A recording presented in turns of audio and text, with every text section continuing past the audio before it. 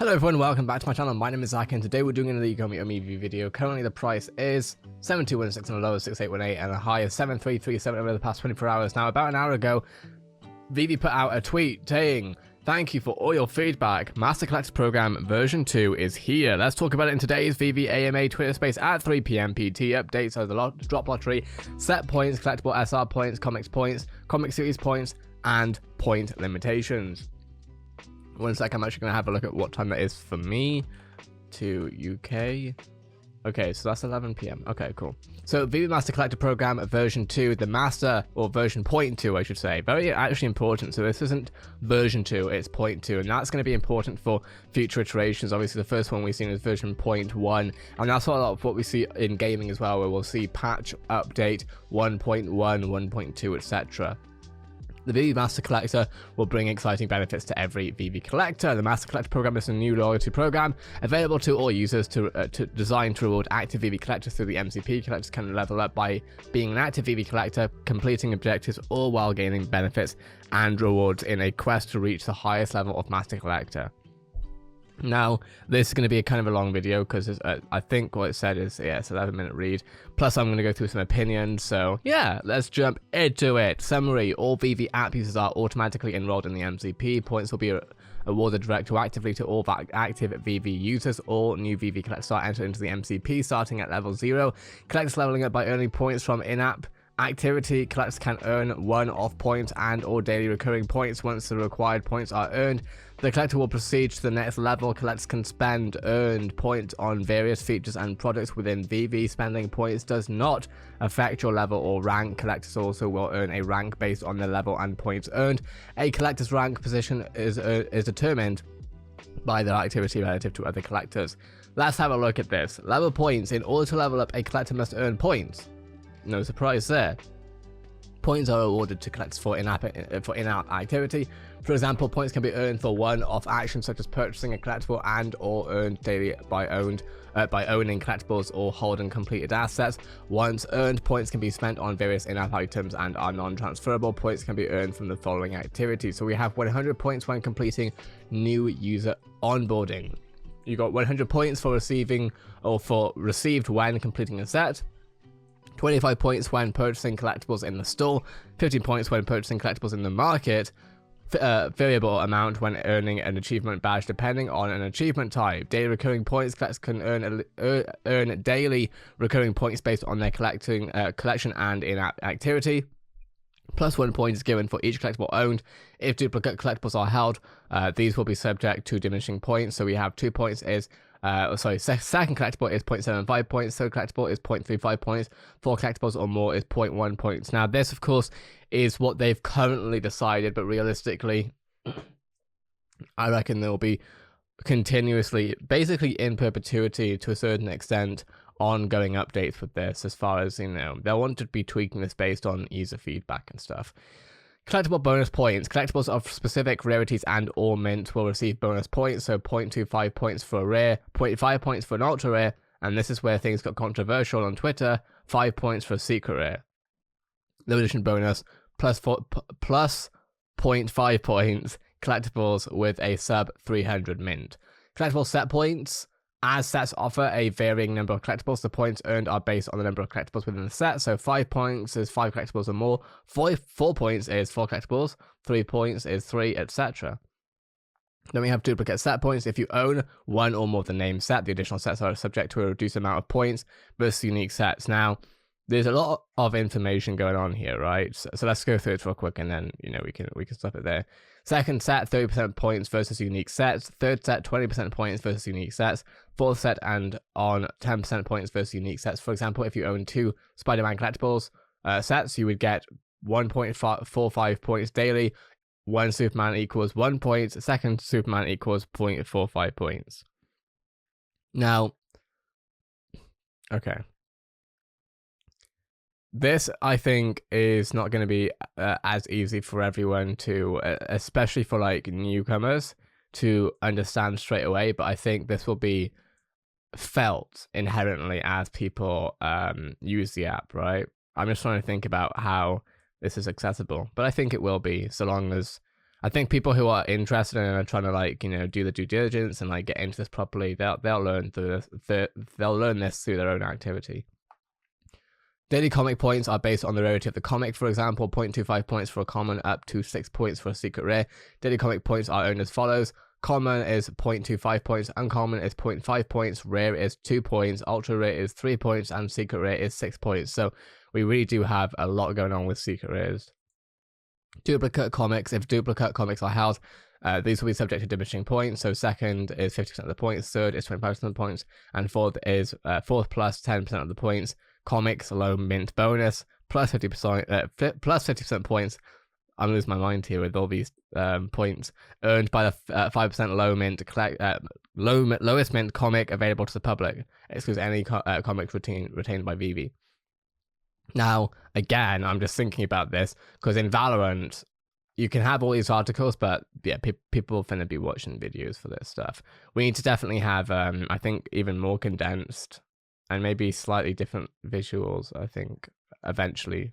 Because this to me is like a guide, basically a gaming guide almost. And that's what it is, that they're gamifying this, right? So, yeah, we'll probably at some point see like a channel on YouTube called VeVe Guide where people post specific guides for this stuff.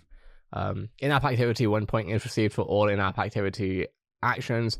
In-app activities will have a maximum limit of 25 points per day. In-app activity includes daily logins, sharing, commenting, liking, market listings, etc. Additional activities will be added in the future, earning points. Points are earned on activities transactions that take place within VeVe. Recurring points stop accruing after 14 days of inactivity. Points have a shelf life and must be spent within 6 months of earning. There will be an indication in the app on the amount of points needed to be spent before a certain date.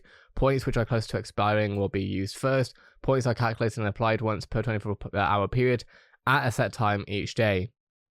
Points have 2 decimal places. Earned points may change during certain periods. Double point bonus days. Then we have retroactive points. When the MCP is officially launched, level points will be calculated from the time a collector's VeVe account was created. The number of points received will only be calculated based on the number of collectibles and sets the collector owns in that time. Collectors will also receive one-off points for store purchases, market purchases, and complete sets. Point limitations. Various measures will be in place to prevent users from exploiting, abusing, or otherwise gaming the system. Here are some examples. For sets, points for completing a set can only be earned once per set, e.g. a user cannot complete a set, sell a collectible from the set, and then buy it back to complete the set again. Good. Market, points for purchasing are applied once per collectible. For example, you can't purchase the same low-cost collectible over and over again to gain points. Additionally, the market purchase points are earned for the first 5 collectible market purchases daily, so you can't spend the day buying different low-cost collectibles to infinitely gain points. Then we got the levels going on. So it starts at level 0, which is a new user, and increases as the collector earns points. Each VeVe collector also has a rank, and a collector rank's position is determined by their activity relative to other collectors. For example, the top percentile of collectors will likely have a high level and the rank of master collector. Levels wise, to level up, the collector must earn the required amount of points to go from one level to the next. Each level has required amount of points, and when enough points are earned, the collector will level up. Leveling is exponential, and more points are required as the levels get higher. Each collector's level is displayed on the profile page within an MCP badge, and the collector level shows where their profile is visible, such as on the profile page, feed posts, or market listings. As collectors reach specific milestones, they will gain access to new things, right? So every 10 levels displayable in showrooms, a free number of premium market listings, etc. Exclusive content stuff, level-based chat rooms, that's good. Rank. Along with levels, the MCP consists of 23 ranks. The collector's rank is based on their position relative to the VeVe collectors. The lowest rank is Bronze 1, and the highest rank is Master Collector. The 23 ranks are divided based on percentages. For example, the highest rank Master Collector is reserved for the top percentile of collectors. And like levels, ranks are not static or kept permanently. As a collector, your rank position can move up or down based on your performance relative to other collectors. So it's all relative to the community, essentially. Badges wise, various activities within VeVe will reward collectors with achievement badges. For example, completing a set, badges are displayed on the collector public profile. All this stuff is very, very gamified, which is great. Like, that's what we want to see. Drop raffle. The MCP drop raffles give collectors a great chance, or a greater chance, to obtain a specific collectible in an upcoming drop. A percentage of editions of each rarity in a drop will be made available for the raffle. Users can participate in the drop raffle by using their points to purchase a drop raffle ticket. The more tickets a collector has relative to other drop raffle participants, the greater the chance of success. The collectors can buy as many raffle tickets as their points will allow. When the drop raffle closes, winners will be randomly selected from the pool. So I think all this needs to be made into a video. And I think each one of these sections is actually a video. Because this just isn't, most people aren't going to read all this. Straight up. I'm reading all of it because I'm making a video. Most people aren't going to read the entire thing. The hardcore, if you will. I know some people say, well, I read it and that's because you're hardcore. Great. Well done. Brilliant. Genuinely, that's cool. But like most newbies aren't going to read this entire blog post. But then, yeah. So how it works, at a set time before a drop, the MCP drop raffle will open to those collectors above the required MCP level. The collector can choose which collectible and rarity they want to buy drop raffle tickets for. The number of collectors competing for a collectible will be shown. However, the number of drop raffle tickets will not be known. The MCP drop raffle will close a short time before a drop is successful. Collectors will be notified. The winners must claim the collectible before the drop takes place, etc. Accessories within the store. Various accessories will be made available for purchase using points. Accessories that can be purchased with points will generally be non-licensed high edition items, allowing collectors to check out their showrooms. So my guess is like, you know, couches and TVs and stuff, maybe, if they want to go into that sort of third place sector. Premium market listings allow for greater exposure when selling items in the VeVe market. Collectors can spend points for premium market listings, which will display before non-premium listings for any given collectible. To prevent the market from being overrun, only a select number of premium listings will be available for any one collectible. Smart. MCP Pro is designed for those collectors who want to take their collection to the next level, of course. Collectors can gain exclusive features within VeVe to grow their collection. Collectors in the top 6 ranks will automatically gain access to MCP Pro at no cost, whereas all other collectors will have to opt in and will be charged monthly. Small percentage on all points earned. Exclusive MCP Pro badges to display in showrooms. Premium user profile badge, display rarity, and edition number next to collectible. So I think we've seen that stuff before.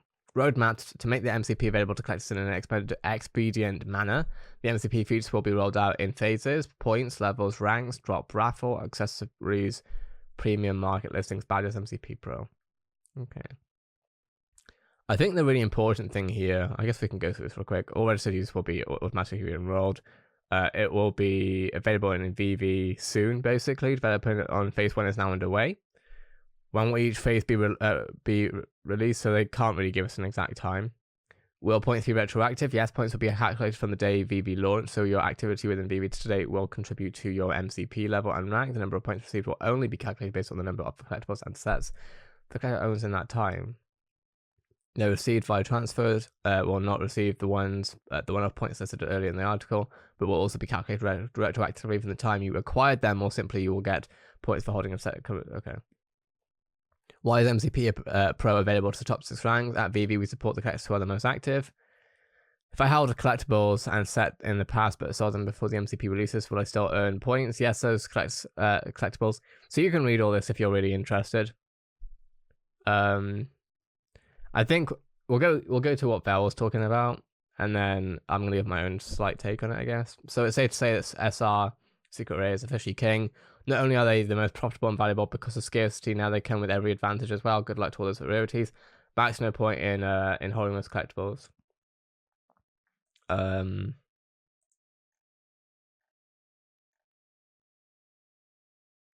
So what do you want? Someone who collects who collects a lot should earn a lot. If I pay 50k for SR, not having a stomach debate, I don't care about your rich ass. I want the millions of people, poor people, to enjoy this experience. Simple. The masses are the key to this business. Chef Dizzy putting out, except for the fact that this only affects a small percentage of collectibles in the market and generally favors full sets and having lots of collectibles over having one secret rare, for example. If a secret rare is 3k, purchasing 6+ unique collectibles provides a greater daily point accrual. So forcing people to have a bunch of crap that they don't want, basically. What about the guy who has 30 of the same thing because he loves that collectible? F him, right? This is actually incredibly bullish. Okay. I know Val kind of went off a little bit. Not went off, but you know, he was speaking a lot about it. It's sad seeing great companies sell out to rich people. So essentially, yeah, I think like this is something that gaming companies have always had to get. And by the way, because I don't have freaking access to the app, because I can't actually use it. It's a bit difficult to give my own really informed take, so I therefore refuse to try. But well, no, my informed take is actually informed based on what we can learn from within gaming, because everything that I just read is literally just gaming straight up. It's actually gaming, which is great, right? I'm not like, that's not the issue at hand. It just means I can understand it a bit better. That's why I sort of like scrolled through it, because I'm like, I've seen, to me, this is what's called patch notes. If you're in gaming, you know what a patch note is. It's an update note, essentially. So it updates the community on whatever is new within this update. What I think VeVe/ECOMI are trying to do, what they're going to be trying to do is make sure that everything feels fair, right? If you're spending a lot of money on this, so you want to get some return from that. That is more than just getting the collectibles, right? You want to have the MCP sort of on your back doing its thing.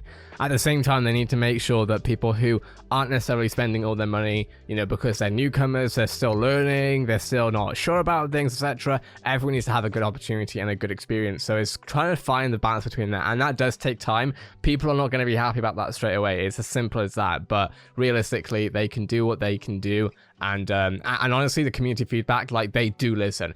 The things that we can't necessarily have come like as straight away as possible, stuff like the MTL exchanges, right? That comes down to the other companies.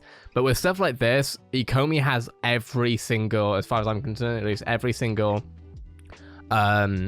they hold the option to do anything they want, right? When it comes down to announcing a license, they have to wait for the licensor. When it comes down to announcing an exchange, they have to wait for the exchange. When it comes down to the MCP, this is ECOMI first party, end all be all. They make the decisions. It's their way, the highway, which is great, because it means that essentially when they listen to the community, which I think they will, I honestly, the way they're doing things, you can't not listen to the community. Like, yeah, so it's going to be good. That being said, I'm going to finish it up there because this is a long video. If this video was interesting or helpful to you in any way, shape, or form, a like is always much appreciated. And if you would like to be happening in this topic every single day, most on today, this is my channel. I cover everything on every single day. So if you want to be happening, hit that subscribe button and keep notifications on. Have a great day, everyone. I'll see you in the next VeVe video.